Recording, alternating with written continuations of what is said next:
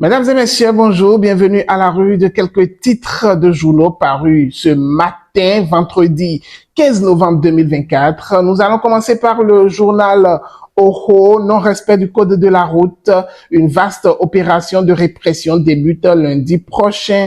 Arrêté à son domicile le mercredi dernier, l'ex-patron de la police Philippe Rondeyon sous mandat de dépôt. Son procès aura lieu le 16 décembre 2024. Journée d'études de l'ARCOM en France. Le président Édouard Loko, l'invité de Roch Olivier Mestre. Le leader du jour, renforcement des droits en santé communautaire dans la commune d'Adjohun. Les partenaires du projet Ma Santé Mes Droits en visite de terrain à Azawisse.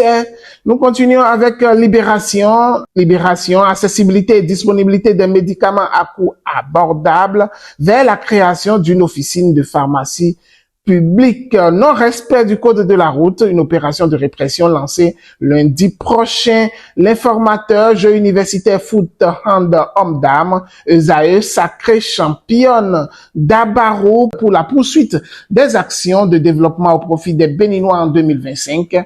Wadaï défend un budget de 3 551 milliards au Parlement. Paracou, prévention du diabète et de l'hypertension artérielle, la fondation Oubi et Vinciane offre le dépistage gratuit aux populations. Le Béninois libéré, Louis-Philippe Rondeyon placé sous mandat de dépôt, la création du parti panafricaniste du Bénin avec Kémy Séba avorté.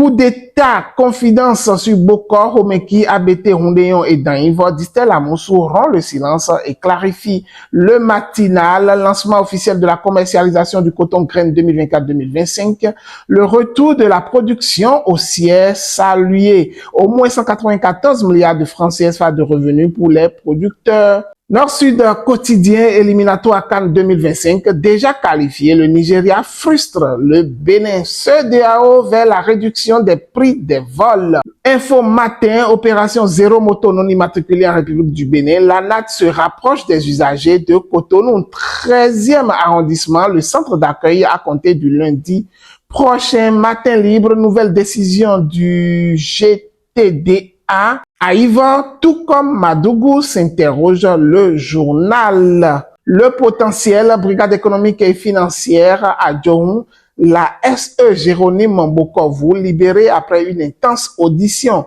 Garde à vue évitée, mais sous convocation, saisie des téléphones. Nous continuons avec Visa Info, journée nationale du relèvement de la nation et des cadres et personnalités politique, la CEB en reconnaissance aux contributions de ceux qui œuvrent pour le bien de la nation. L'événement précis, projet de loi de finances de la nouvelle année 2025, un budget de l'État centré sur le bien-être des Béninois. Élection municipale de 2026, Luc Atropo appelle à plus de représentativité des femmes. L'économiste, Afrique subsaharienne, une démographie galopante, une demande d'emploi colossale. Nous continuons avec l'indépendant dette. Le Bénin va rembourser 772,486 milliards de francs CFA en 2025. Les 4 vérités arrêtées et placées sous mandat de dépôt hier, le général Rondeyon jugé le 16 décembre. En visite d'amitié et de travail au Maroc, le président Vlavonou exprime sa volonté d'intensifier la coopération interparlementaire entre les deux pays. Mesdames et messieurs, merci infiniment. C'est le début du week-end. Excellent week-end à toutes et à tous. Rendez-vous lundi pour d'autres revues de titres de journaux parus au Bénin. C'était Marc Joannès Koudjama.